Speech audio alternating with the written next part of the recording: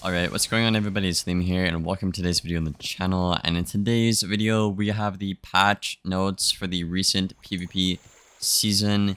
Now this update came out a day or two ago and I apologize for being a little bit later than usual on this. I just got a tooth removed, so I'm kind of recovering from that right now. So if I sound a bit weird in this video, that's probably why. Players have been waiting for this update for probably almost, I don't know, a month and a half, maybe 5 weeks. It's been around 4 to 5 weeks for sure. I know players were burnt out of the last meta.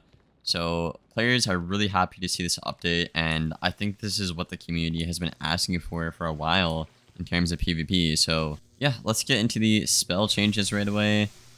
Many of the original 3-pip ramp spells have been reduced in potency and no longer ignore a protection. This card used to be spammed by every single school, and now it will not take off protection over times anymore completely, and it'll give even weaker weaknesses. So this card will be falling out of the meta. You could still run it if you want to, but it's not that great of a spell right now.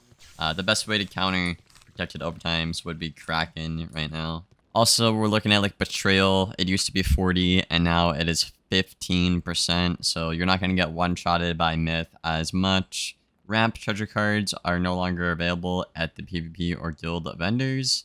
Now, basically this is saying you can no longer put like Glacial Fortress in side deck. At least you can't make any more of them. You know, Putrefaction, Scales, I know is a big one.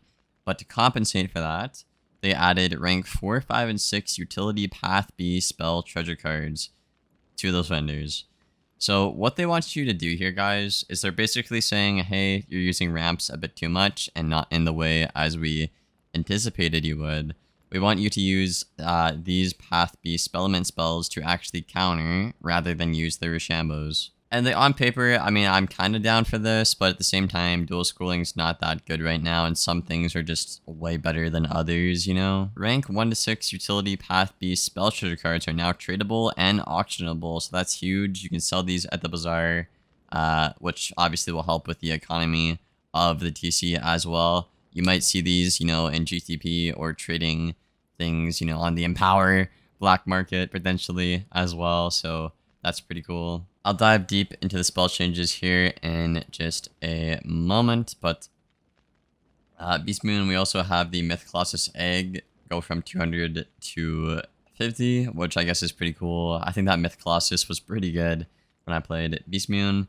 Bank UI tweaks improved the filtering sorting reliability, which is cool.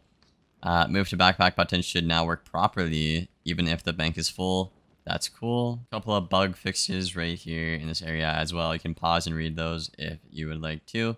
I actually think of an important one to talk about right here, guys, is going to be the fact that you can advance the Scroll of Fortune, which I think is pretty freaking cool. I know other games that have battle passes have a system like this, and I think it's pretty cool.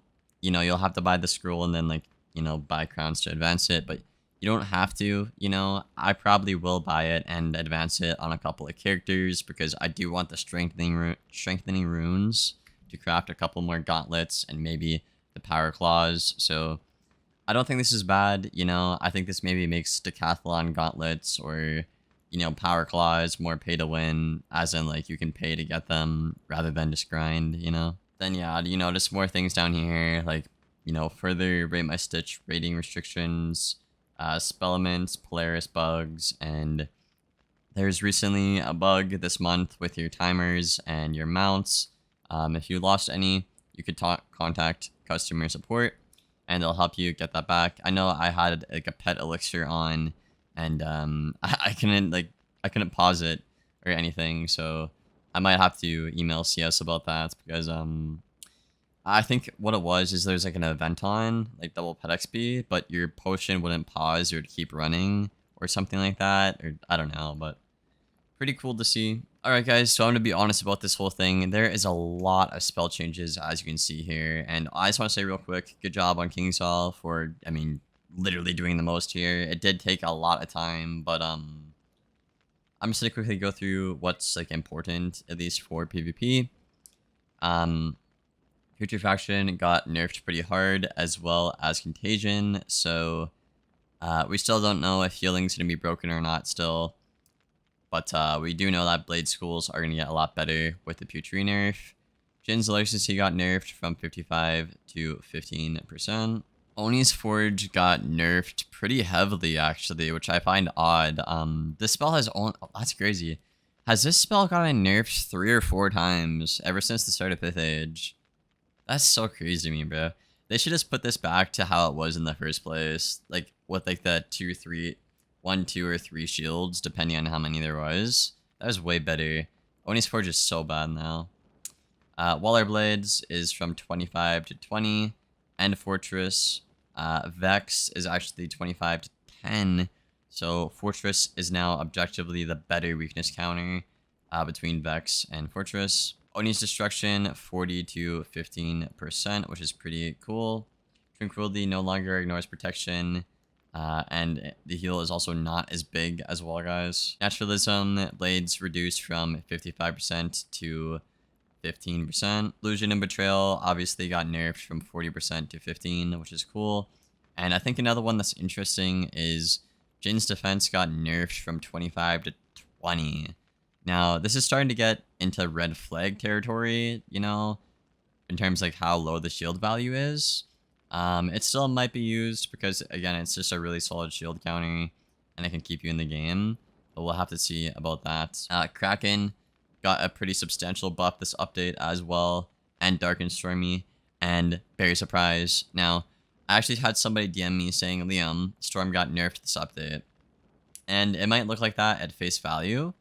But the reason it's not a nerf, guys, I'm going to tell you this right now. The reason this isn't bad is simply because the protection on the heals means a lot more than the heal being more, okay?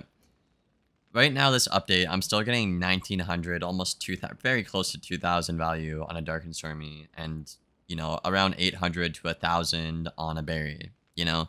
The difference is now they can't steal that for less pips like they could in the last meta. Now, there is a bug with Berry Surprise where the heal is not protected at tier 5, so that is a thing that is pretty dumb. Goat Monk got a heal buff but lost his protection, so we'll have to see if that's a buff or nerf, obviously.